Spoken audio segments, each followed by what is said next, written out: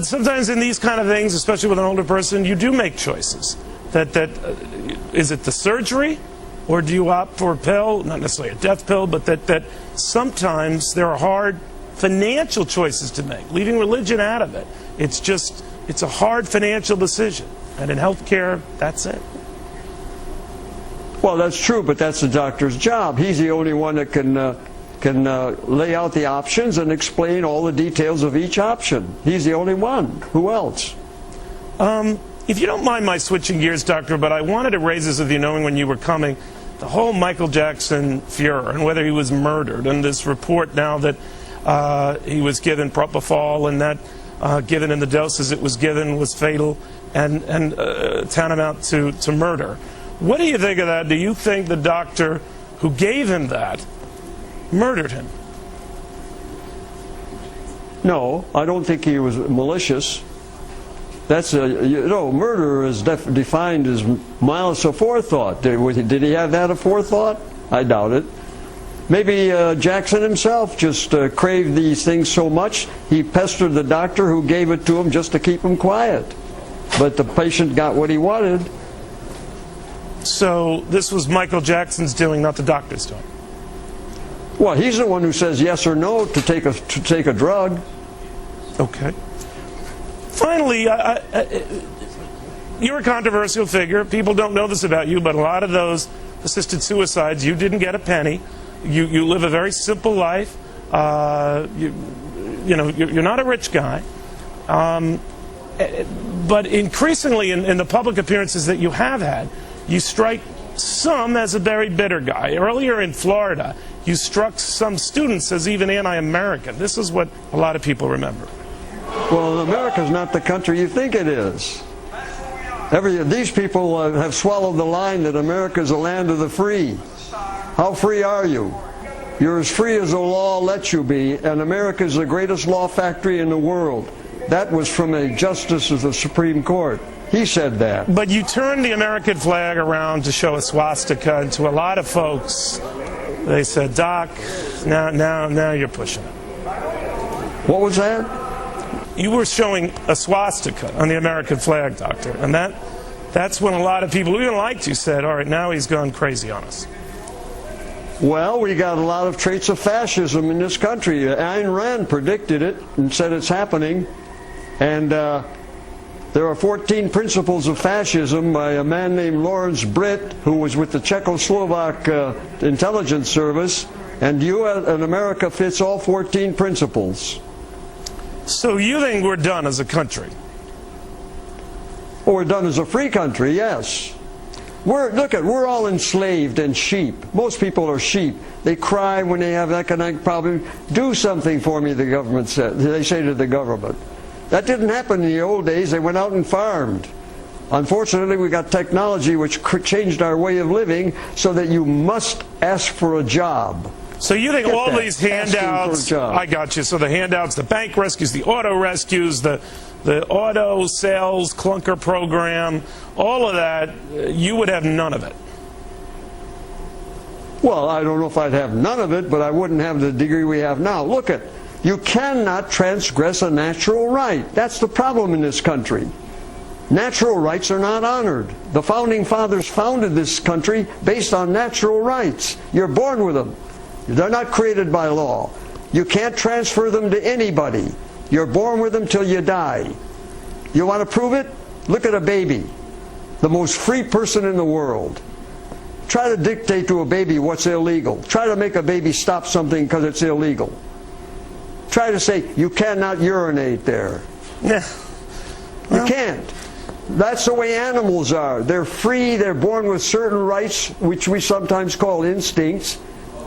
And they don't have, unfortunately, I don't think they got laws which block some of them. Maybe they do, I don't know. Maybe they got rules in their societies. Maybe natural laws. But it's the function of a law is only to keep you from using a right, that's all. A law can't create anything, a crime or a right. Can't create it. Let me ask you, Doctor, how do you support yourself now? I know your medical license was revoked. You live a simple Spartan life. You take very good care of yourself. You look in great shape. You're 81 years old, I believe. How do you support yourself? Well, I'm on, first of all, Social Security, which is probably a mistake, but I'll take it. I paid into it. You're not going to get an increase. I don't know if you heard. You won't be getting an increase this year. I heard that, but that doesn't surprise me. I'm surprised I get anything at all. But the other thing is I lecture at schools, and I love that, talking to young people, because their minds are still pliable. The older people are, maybe like you, are petrified brains. Well, I have you on. I can't be too petrified. I enjoy it. We're all petrified. But now, you can't be that much of an alienated guy. I mean, you got Al Pacino playing you in this HBO movie that's coming out. How does Al Pacino look as you? No, he looks exactly like, they did a great job on him. He looks exactly like me. I thought that was my photograph when a buddy showed it to me. Can you tell us, or do you know, how the movie's going to make you look? Is it going to be a sympathetic portrayal? Is it going to be a hatchet job? What? Well, it can't be more of a hatchet job than I've been through already. So anything would be... Can only be better. The only thing would be better from here. Now, I wish you continued good health, Doctor. You are 81. You're not looking forward to go anywhere after you die, heaven or hell or anywhere. How do you want to be remembered? Doesn't matter. Doesn't matter at all. When I'm dead, nothing matters. Are you going to have a grave? You're going to have a tombstone? Anything? Nope. Really? Nope. Have you any final wishes on how you go, or? Well, probably cremation, but because it's the cleanest, and then easy to dispose of the remains. And have you passed along those wishes to folks? I'm not wishing you will, Doctor. I'm just curious. Oh yeah. I've passed them along. Can I ask you one question? Sure. When you transplant a heart from a baboon into a baby, as we did,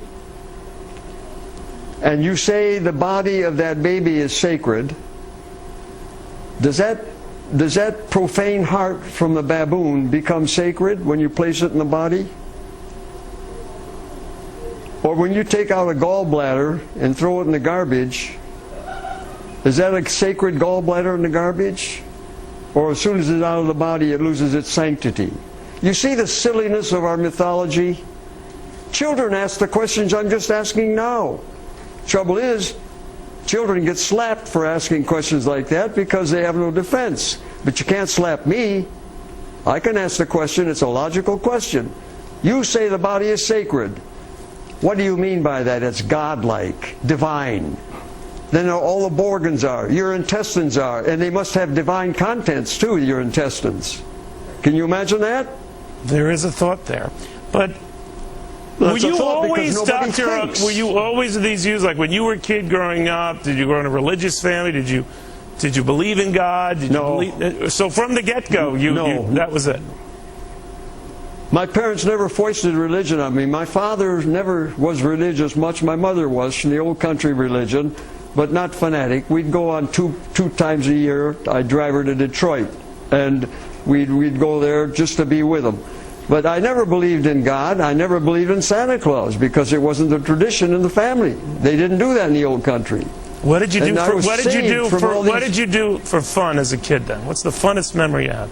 Well, we played baseball and cops and robbers and games. We had fun. But this is natural. Everybody does that. Animals do that. They play. They're playful. What made you want to become a pathologist? Because it was connected with every field in medicine and also the laboratory, which is important. I found out I liked research, by the way, so it was the right choice. And you like myself helping people live, right? Well, no, not really. You just help the doctors who were helping the people. A pathologist generally is not a physician. He doesn't treat patients. I know, but part of that responsibility is you're working with physicians in what is the extension or continuation or the value of life. So you didn't share that? You're a highly specialized technologist, is what you are as a pathologist. All right, Doctor. Thank you. Sure, you go through medical training. Yeah, you go through medical training, and you know. Yeah. Well, you're welcome. It's been a pleasure. It's been a pleasure here. Dr. Jack Kevorkian, continued good health. Thank you. Be well.